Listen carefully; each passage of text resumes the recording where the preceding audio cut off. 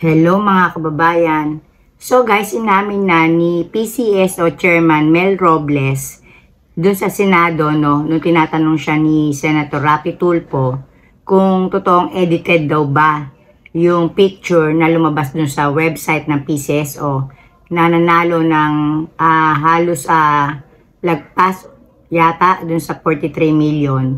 Kung totoo daw ba tong edited, inamin naman na totoong edited, no? Pero sabi niya, totoong tao daw yung nanalo. Nung tinanong siya bakit inedit yung damit, ang dahilan niya, kasi daw nung dati daw na may nanalo, tapos ang sinuot daw na damit, yung parang favorite niyang damit, tapos daw nakakilala yata ng mga nakakakilala sa kanya, at nagreklamo na, bakit yung damit ganun ang, yung kinunan pa yung ganun ang damit, parang hindi iniba. So guys, sa totoo lang, no, parang napakababaw naman dahilan nun na unang-una, hindi responsibilidad ng PCSO na i-edit yung damit na isusuot nung mananalo kung ito ay pipicturean na. Siyempre, may pictorial yan dahil nanalo sila, di ba? Hindi yung responsibilidad ng PCSO na i-edit yan. Kung tutuusin, kung totoo talagang may nanalo nun, at talagang siya ay nakilala, na sinasabi na siyang nagreklamo dahil nakilala daw yung suot niyang damit, no? Dahil favorite nga daw niya yun. Siya yung gaga o siya yung gago. Alam naman pala niya na may makakakilala sa kanya dahil doon sa damit niya na yun. Bakit yung pasinuot niya nung kukubra siya ng napakalaking halaga, di ba? Sa PCSO na milyon pa naman dati, di ba? So, hindi ako naniniwala doon sa alibay na yun. Dapat kung talagang natatakot yung tao na yun na makilala siya ng mga kakilala niya, at lalo na't kabisado lang yung mga damit na sinusuot niya, no? Dapat siya na mismo ang pumunta sa PCSO na kumbaga man ibang damit o ibang attire yung suot niya, yung kumbaga man na talagang may tatago niya yung identity niya. Kasi yung mismo suot niya, wala pang nakakakita na suot-suot niya yon. Kumbaga siya talaga yung nanalo talaga ang may sole responsibility kung paano niya maitatago yung identity niya na siya nga yung nanalo nung napakalaking halaga na yun. So, dito pa lang, no, guys, no, masasabi ko na parang ang babaw naman ng dahilan kung bakit inedit yung damit ng babaeng nanalo.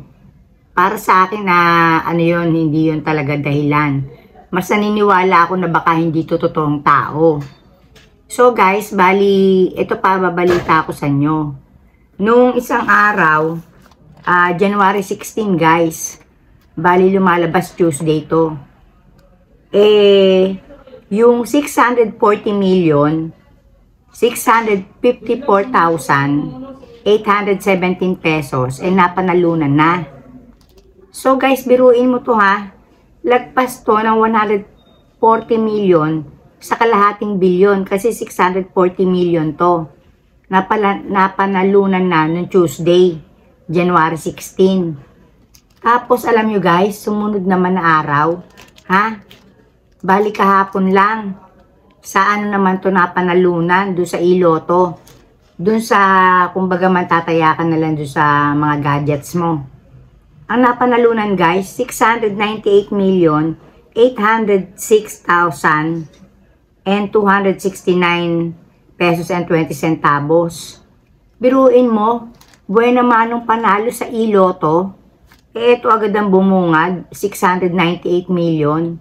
Tapos yung iloto na yan, wala namang katibayan yan kasi, syempre, hawak-hawak naman nila yung mga computer, sasabihin ba naman nila kung totoong may nanalo, diba? Kasi sila lang naman may access doon sa nila, doon sa pagtanggap ng mga taya doon sa online. So, hindi natin malaman kung totoong may tumaya nito sa online. Hindi kagaya ng may mga physical na lotto outlet, masasabi mo talaga kung talagang doon tumaya. Diba?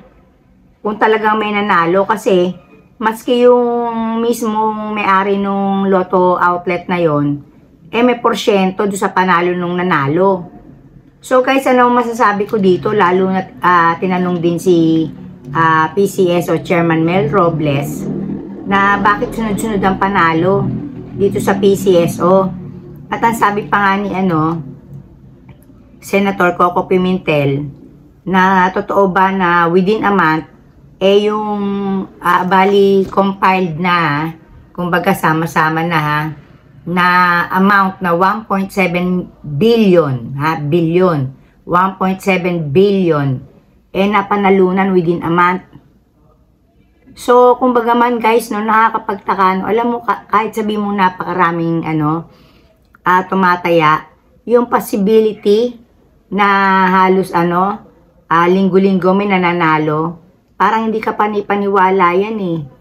Tapos biruin mo, dalawang magkasunod na araw, nawala na yung parehong, yung isa 640 million, January 16. Yung isa naman kahapon lang, January 17, 698 million.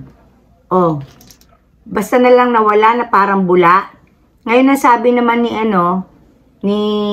Senator Rapi Tulfo, magkakaroon daw sila ng executive session para alamin kung totoo ba itong mga tao na to. At mag-hire pa nga daw siya ng private investigator kung para ito maimbestigahan kung totoo ba talaga itong mga nanalo na to. Para sa akin, dapat talagang maimbestigahan itong mga to eh. Sino ba itong mga nanalo na to? Saan ba sila? Kumbaga executive session naman yon. Tapos dapat sila lang talaga nakakaalam. Wala nang dapat ipasingit pa dyan na hindi naman talaga senador o kahit na sino man dyan. Kasi magchuchuchu na naman yan. O baka makilala pa yung nanalo o marinig yung pangalan, mag-meet siya pa ng buhay nung nanalo talaga. Kung totoo yun ha. So para sa akin, dapat talaga maimbestigahan to ni Senator Rapi Tulfo. Seryosohin niya imbestigahan kung totoo tong mga taong to. Totoo ba tong mga nanalo? Tapos kung maaari nga lang, ipakita pa kay total, alam nyo si Senator Rapi Tulfo, mayaman talaga yan. Kumbaga, baka bilyonaryo na yan dahil doon sa mga sahod niya sa YouTube. So kung maimbestigahan kung totoo bang nagkaroon ng fund transfer, ibig sabihin nagkaroon ba talaga ng 698 million tong tao na to, kahit na sabihin mong na-deposit dun sa account niya, sa pangalan niya. Dalawa tong mga to eh. Kung yung combined, nasa 1 billion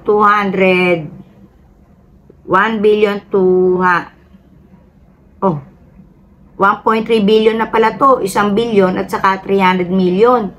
Kasi isang 640 million at saka isang 698 million, may mga butal pa. Dapat talaga itong maimbestigahan kasi unfair naman doon sa mga mananaya na umaasa na mananalo sila, tapos pagka wala talagang tumatama, pag lumaki na talaga, aamigin lang pala ng iloto na wala man lang tayong kahabol-habol, kasi di man natin malalaman kung talaga may tumayado sa na yon, iloto na yon. Di ba guys, no? Unfair sa mananaya to.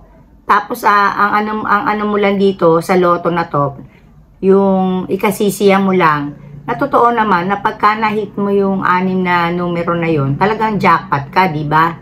Pero unfair din naman sa mga mananaya, kahit hindi nila na-hit yung na yun, 6 numbers na yon, na ibig ko sabihin, imbis na lumalaki yung pot money na mapapanalunan totoong mananalo, hindi kung hindi to totoo kung hindi totoo tong mga nanalo na to, mga nananalo na to, pagka medyo malaki na, may papalabasin na lang nanalo.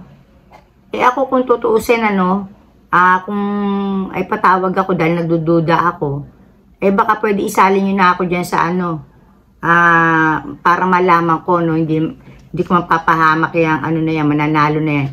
Para malaman ko lang din kung totoo itong mga nanalo na to, na totoo ba itong mga tao na to o gawa-gawa lang to ng PCSO. Syempre hindi mo naman maiaalis sa taong bayan na mag-isip ng ganito.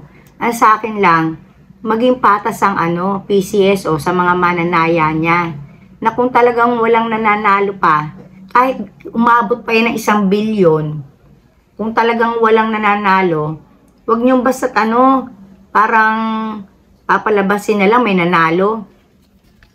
Dito pa lang doon sa nanalo ng 43 million na inedit yung damit, hindi na convincing na yung kaya pinalitan yung damit dahil may unang nagreklamo na bakit hindi pinalitan yung damit niya. Sinabi ko na nga sa umpisa pa lang, yung nanalo ang gago. Bakit yun ang sinuot niyang damit? Alam naman pala niya may makakakilala sa kanya na siya yung tao na yun, di ba? siya pa nagpahamak sa buhay niya. So, ayun lang guys, no, sinasabi ko lang, maging fair ang mga tao sa PCSO doon sa mga mananaya niya. Kasi doon ang gagaling ang kita nila, di ba?